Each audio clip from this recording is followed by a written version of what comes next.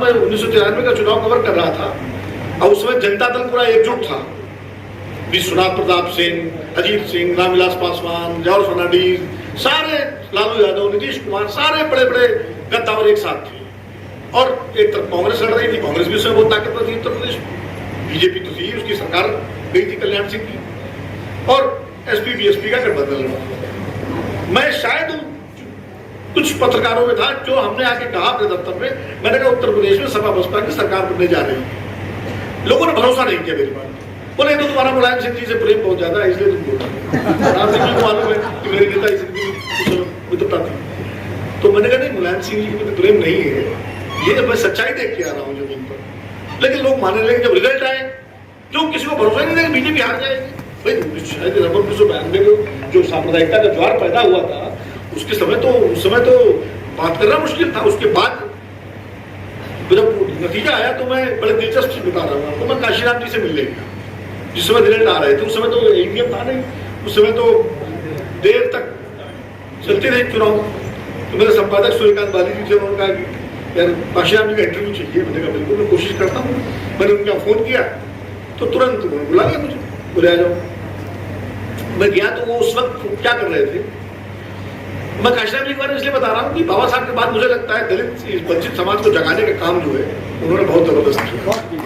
और भारत रत्न का बाबा साहब को मिला तो जिसकी चर्चा राजकुमार जी कर रहे थे, ये वही आंधी थी पूरे उत्तर भारत में जो चल रही थी, जिसके दबाव में बाबा साहब को भारत रत्न मिला, जो उनको सब बहुत पहले मिलाना चाहिए था। तो मैं उनसे मिला, वो अंदर आप लोग आश्चर्य होगा कि उत्तर प्रदेश के नतीजे आ रहे थे। मैं उस व्यक्ति की दूरदृष्टि की बात करता हूँ, उस महान व्यक्ति की उत्तर प्रदेश के नतीजे आ रहे थे और अंदर अपने कुछ साथियों के साथ बैठ के आंध्र प्रदेश में 6 महीने बाद चुनाव होने वाले थे, उस पर चर्चा की। तो ये उनकी दृष्टि थी। तो जब वो मैंने उनके जो सेक्रेटरी पाटिल करके हुआ करते थे उसमें, उन्होंने बताया साहब बजट दिया कि तो कहा हाँ उनको रोक लो, मैं ही बात करता हूँ। अचानक वो निकले और गाड़ी लग गई, वो जाने लगे, पता लगा तो मैं दौड़ के गया। मैंने कहा अरे आपने मुझे बुलाया था, आप तो जा रहे हैं। बोले अरे क्या बताऊं, नरसिम्हा प्रधानमंत्री जी ने मुझे बुला लिया, मैंने उनसे समय मांगा था, वो तुरंत बुला लिया, मुझे निकलना पड़ रहा था। मैंने कहा मेरे इंटरव्यू क्या होगा। बोले यार इंटरव्यू तो आप मेरे लेते रहते हो, अब लिख देना जो आपका मन होगा। मैं आपकी बात खंडित तो करता नहीं, क्योंकि आप वही लिखते हो जो मुझे लगता है कि ये मेरा तमाम नेताओं के साथ रहा है। मुलायम सिंह के साथ भी ऐसे रिश्ता, क्योंकि मैं कभी अमानत में खयानत नहीं करता। अगर किसी ने मुझे ये स्वतंत्रता दी है कि मैं उसकी बात को लिखूं तो जो उनकी बात होती वही लिखता। तो मैंने कहा नहीं सर ऐसा नहीं है, तो थोड़ा बहुत आपको बताना पड़ेगा, मैं अगर उसमें कुछ बढ़ाऊंगा भी तो आज तो इतना बड़ा रिजल्ट आ रहा है। बोले सब पूछो क्या पूछना। तो मैंने कहा ये बताइए कि सांप्रदायिकता पर ये सामाजिक न्याय की ताकतों की जीत है कि नहीं, ये नहीं कहा। मैंने कहा ये सांप्रदायिकता पर धर्मनिरपेक्षता की जीत है, इसको किस रूप में परिभाषित करेंगे। बोले नहीं, ये ये हिंदुत्ववादी ताकतों पर जातिवादी ताकतों की जीत है।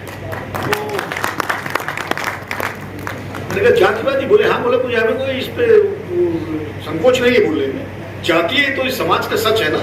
और जब जाति सच है, और इस बात को 2 ही लोगों ने समझा, 3 लोगों ने समझा, बाबा साहब ने समझा, काशीराम जी ने समझा और डॉक्टर राम मनोहर लोहिया ने समझा कि जाति समाज का यथार्थ है। कम्युनिस्ट कभी नहीं समझ पाए, वो हमेशा वर्ग में उलझे रहे, इसीलिए समझते चले गए। तो जाति और वर्ग का जो द्वंद है उसको इन्हीं लोगों ने समझा।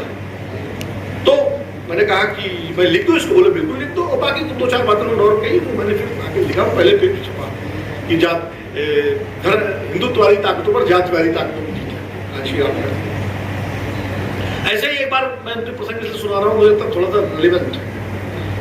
जब वो समाजवादी पार्टी की सरकार गिरा करके उन्होंने भाजपा के समर्थन से मायावती जी मुख्यमंत्री बनी, उसके कुछ दिनों बाद फिर वो अलग हो गया। फिर मैं लखनऊ में पोस्टेड था उसमें। 96 में जब फिर 6-6 महीने वाली सरकार बनी थी तो एक लंच दिया मायावती जी ने, तो मैं उनके घर पे था, तो जर्नलिस्ट थे। तो मैंने, चूंकि काशीराम जी मुझे बहुत जानते थे, पहले से मैं कवर करता था, तो मैं उनके साथ बड़ी लिबर्टी ले लेता। तो मैं चला गया उनके पास। मेरे साहब आपसे कुछ बात नहीं। बोले बोलो बैठो। हमने कहा ये बताइए मुझे एक चीज नहीं समझ में आई कि आपकी विचारधारा एकदम मनुवाद के खिलाफ है यहाँ। और हमने कहा आप बीजेपी से समझौता कर लेते हो, कभी कांग्रेस से कर लेते हो, कभी मुलायम सिंह से कर लेते हो। आपका जो समाज जो जनाधार है वो इधर उधर क्यों नहीं होता। बाकी एकदम से आप यू टर्न लेते हैं आप अपने विचारधारा के खिलाफ, और आप उसके बाद जो है आपका वोटर जो है वो आपके साथ जुड़ा हुआ है, तो बोले तुम नहीं समझ पाओगे। क्योंकि जिस समाज से आप आते हो ना, उस समाज का जो मूल्य है, सामाजिक वैल्यू सिस्टम वो अलग है। हमारे समाज के वैल्यू सिस्टम दूसरे हैं, आप नहीं समझ सकते। तो हमने कहा आप समझा दीजिए। बोले हमारा समाज जो है वर्षों से दलित और वंचित रहा, वो उसको रोटी के लिए और उसको सम्मान से ज्यादा रोटी की जरूरत होती थी एक समय में। तो ठाकुर के घर भी जाता था, ब्राह्मण के घर भी जाता था, मुसलमान के घर भी जाता था, जहां से उसको मिल जाता। उसको भूख है उसके अंदर, सत्ता की भूख है, उसको सत्ता चाहिए, और सत्ता मिलेगी तो सम्मान मिलेगा, और सम्मान मिलेगा तब उसको अधिकार मिलेगा, और तब वो अपनी लड़ाई लड़ पाएगा। इससे सत्ता जहां से मिलती है मैं वहां जाता हूँ और मैं समाज को आगे बढ़ाते हैं। बोले ये आप नहीं समझेंगे, आप यहाँ ये है कि उसके बाद उससे अगर नाराजगी हो गई तो मूछ की लड़ाई हो गई, ये हो गया, ये सब मूछ की लड़ाई। जब पेट भरा होता है, जब सत्ता होती है, सम्मान होता है, तब सामने आता है।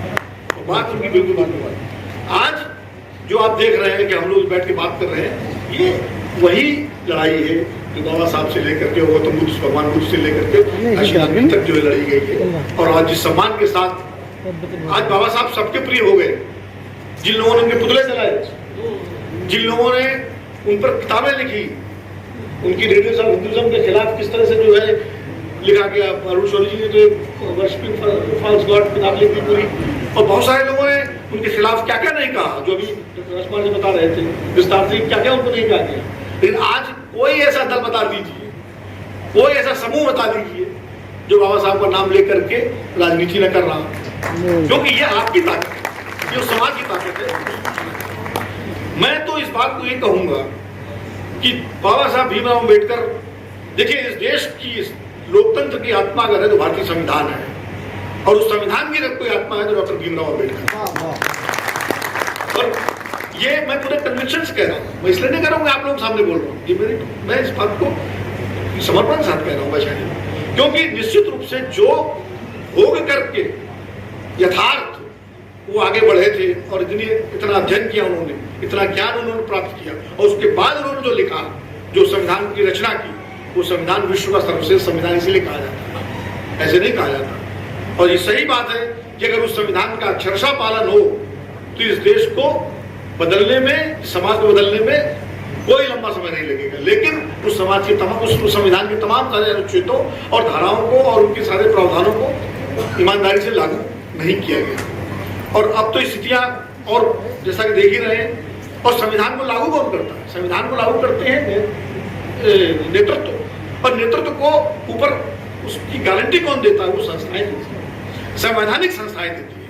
न्यायपालिका है, चुनाव आयोग है, मीडिया है, और तमाम सारी संस्थाएं जो है समाज, वो मजबूत होनी चाहिए। इसीलिए जो बात लक्ष्मण यादव कह रहे थे कि आपने जज कितने पैदा किए, आपने, जब तक आप लोगों के बीच से जज, आप लोगों के बीच से अधिकारी, जब तक आप लोगों के बीच से शिक्षा में, मीडिया छोड़िए आप, मैं बोल रहा हूँ, लोग नहीं पहुंचेंगे, तब तक वो संवैधानिक संस्थाओं, जो बाबा भीमराव अम्बेडकर साहब का जो संविधान है, उसकी सुरक्षा तब तक संभव नहीं होगी, क्योंकि उसको दता बताने वाली ताकतें अपनी कोशिश करती रहेंगी। अगर न्यायपालिका में लोग होंगे, अगर चुनाव आयोग, CAG, ये जितने संवैधानिक संस्थाएं हैं, जब वो लोग होंगे जो बाबा साहब को मानते हैं, तो वो अड़ेंगे और उसका प्रतिरोध करेंगे, और प्रतिरोध करके जनता को जब बताएंगे कहाँ गड़बड़ हो रहा है, तो लोग खड़े होंगे। इसीलिए मुझे लगता है कि जितनी प्रासंगिकता डॉक्टर भीमराव अम्बेडकर के विचारों की 1950 में थी, उससे कहीं ज्यादा आज है। जो उस समय स्वतंत्रता आंदोलन की भावना पूरे देश में व्याप्त थी, देश का बंटवारा हुआ था, देश के अंदर जख्म भी थे, घाव भी थे, सब कुछ था, लेकिन इसके बावजूद लोगों के अंदर एक स्वतंत्रता की भावना थी। और जो भी हो, चाहे तब कितने वैचारिक मतभेद हो उस समय के नेताओं से, हम सबके, लेकिन वो बड़े लोग थे, वो लोग जिन्होंने स्वतंत्रता की लड़ाई लड़ी थी, चाहे किसी धारा से आए हो, किसी पार्टी से आए, लेकिन बड़े लोग थे। आज के जैसे जो है छोटे लोग नहीं थे, जो सीमित राजनीतिक स्वार्थों के कारण कुछ भी कर सकते हो।